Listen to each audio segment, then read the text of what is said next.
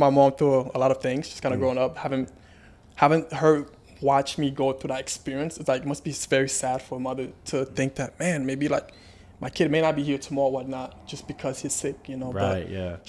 She very much like empowered me. Very much empowered me. She took care of me, you know, Yeah. to can already where I am see it today, like you know, in so the to this future, day- like being very successful billionaire.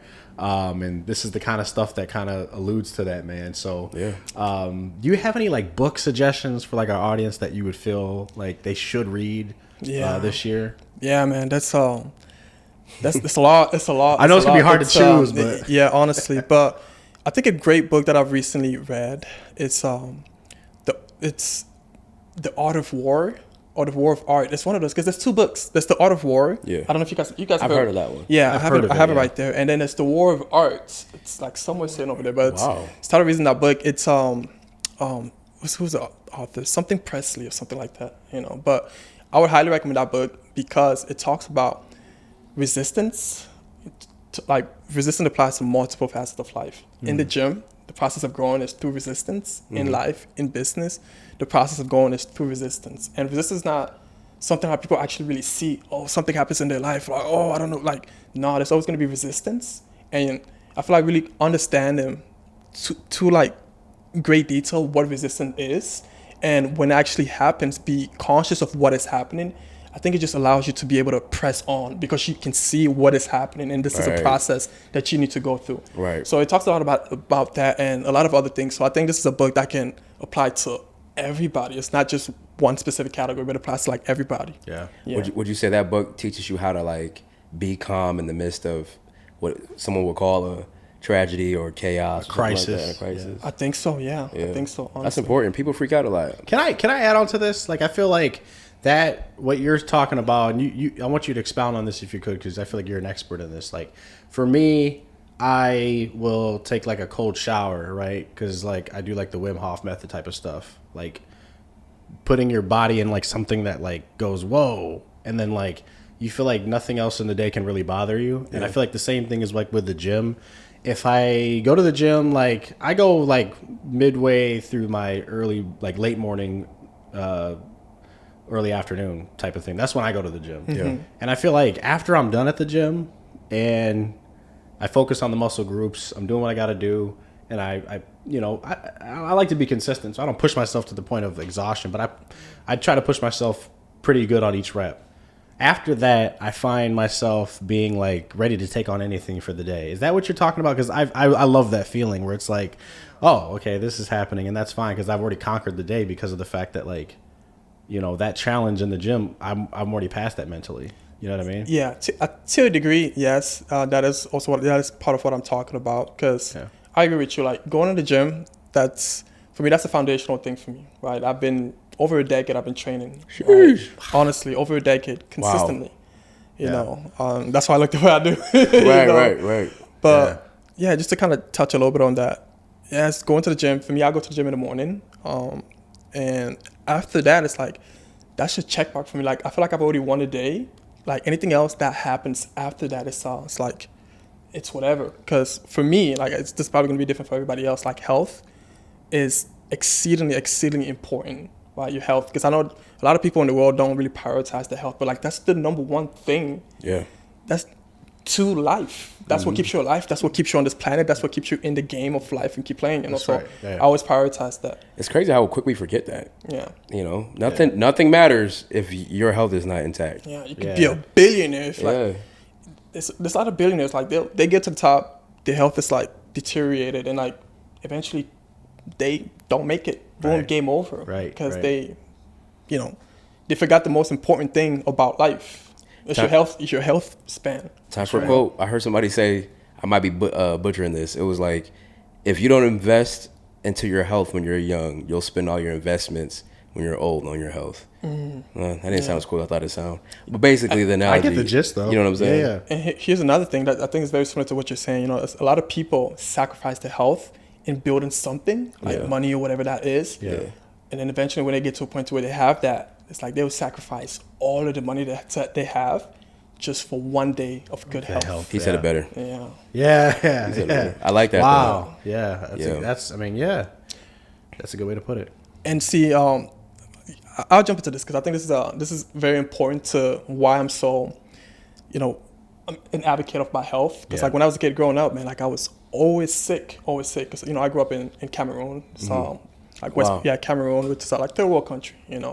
Life over there's not the best. There's a lot of people sick over there. Where is like, that at? Like Cameroon is for the viewers. Yeah, Cameroon is it's in West Africa. So like if you look at the map of Africa, it's like all the way in the west, right next to Nigeria. A lot of people are familiar with Nigeria because like they're more of a bigger country for a lot of other reasons, like music especially.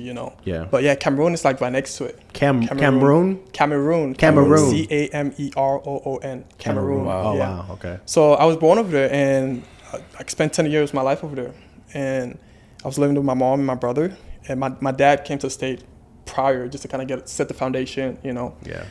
But yeah, growing up I was very sick, man. Like I had asthma amongst like other things. So it's I've experienced what not being healthy looks like, honestly, I was to the point of death because I was so unhealthy when I was a kid. Wow. It was a very like tragical part of my life, Wow. with like asthma being like a very big thing that asthma kills a lot of people. Yeah. Some people don't make it through that. So You had like a really bad asthma attack multiple times? Yeah. I would like every week, at least 2 times I've had an asthma attack.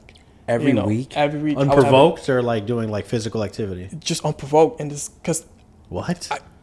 The air quality over there is shit. Right. Wow. Okay. So that's also part of it, It's a thing that I never understood really, but like thank God it's over now. But yeah, it's like in the middle of the night, 2 a.m., I'll wake up having an asthma attack. My brother picks me up, runs to the hospital, at least a couple times a month.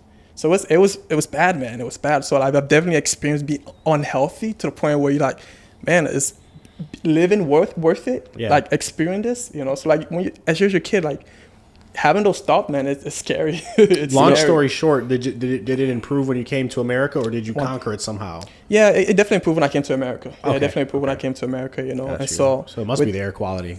I mean, I think there's a lot of other things, Right. I don't know what caused. I think some people are just kind of born with the pre-genetic to kind of have that, So It's cool. It's cool how how life works, and if you believe in a higher power, just the idea of going through a scenario, you went through that, brink of death, and now here you are giving game on how to be healthy. Like I hate to say like, well, you had to go through that. Like you got to suffer so that you can help people, because sometimes you want to hear that suffering part. Right. But it's the perspective of it where now it's like, because you went through that, you know what I'm saying? Mm-hmm. Maybe if you didn't go through that, you could save somebody else. That's true. That doesn't have the initiative to get up and go do it themselves. You know what I'm saying? Yeah. And I think it's dope, and that goes into anything we talk about. Again, like business or whatever. I might go through something, and my triumph is going to be it could be like the match that lights somebody else's journey. So exactly. That's dope, man. I didn't know that too, man. Yeah, and honestly, this is not a lot of people know. Not a lot of people know this is something that I keep very So I wanted to share it, not like for your audience, but hopefully somebody finds some inspiration from this. Yeah, for sure. Yeah. Man. I know I found that was pretty touching, man. Honestly. Can I ask this for a quick segment? I know we got some topics, but yeah. What is there anything growing up in Cameroon that you look back on and say like, man, that was rough? Yeah, dude. Because you said third world country, and I'm thinking like, that's bro, a good question. Yeah. Yeah. Because now look where you are. Exactly. Yeah, man. Just because like my family was we grew up like poor, Right. And when you're living in a poor country when everybody else around you is poor, it's like it's a normal thing, It's Right. like only when I came to America, it's like damn, we were poor, you know what I'm saying? Right. But yeah, I think it can be I don't want to speak bad about my country. Like I love my country or whatnot, like I was born there and whatnot. Right. But For sure. I think everywhere else in the world, there's a lot of hatred.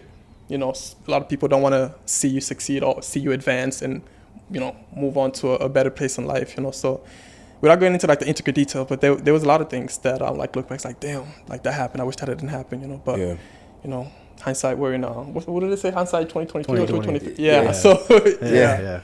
But yeah, I get that. I made it through the other side. Amazing, brother. Wow, for sure. We're going to end the first segment with a couple of quick questions. We'll start the second segment with a couple of questions. Some that I thought were pretty interesting. Number one, if you were an animal, right? which animal do you think you would be, and why does it represent you the most? Yeah, I said easily a lion. Yeah, I know you're gonna say that. But the most interesting part to me is the why. The why? I want to know why. Yeah, because I think lions are fearless. You know, they're like lions are considered like the king of the jungle. You know, and they're fearless. But like the thing about this, the fearless part, right?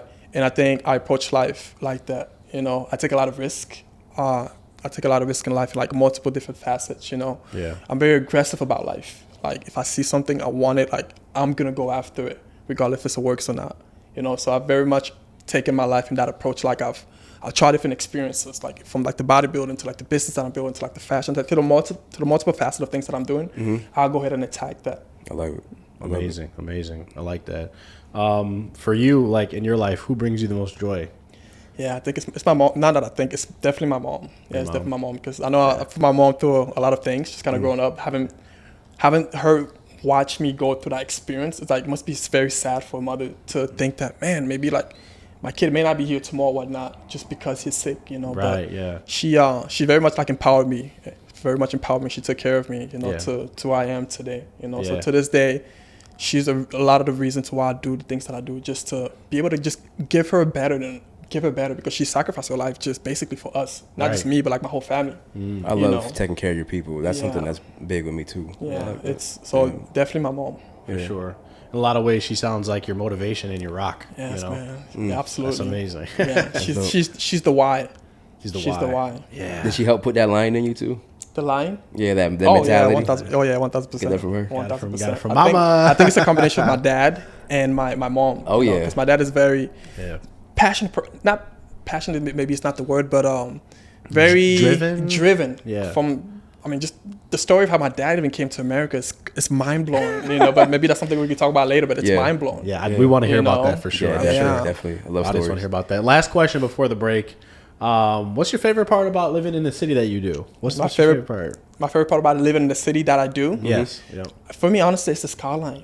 It's the skyline because, as I told you, like when I wake up in the morning, I just look at this like, damn, this is possible. Wow. And you think about just the level of effort and imagination and thought process that made the city what it is today, from like the architecture, the buildings, you know, it inspires you like, damn, let me take that energy and put it into my craft. So that's definitely one of the biggest. Yeah. It never gets old. Never gets old, man. It never gets old. That's awesome. another level of thinking. I think people can think in this level, then there's another level, and there's another level. That's outer level thinking. Thinking right there. Outer level thinking. I love that, man, for sure. Dope.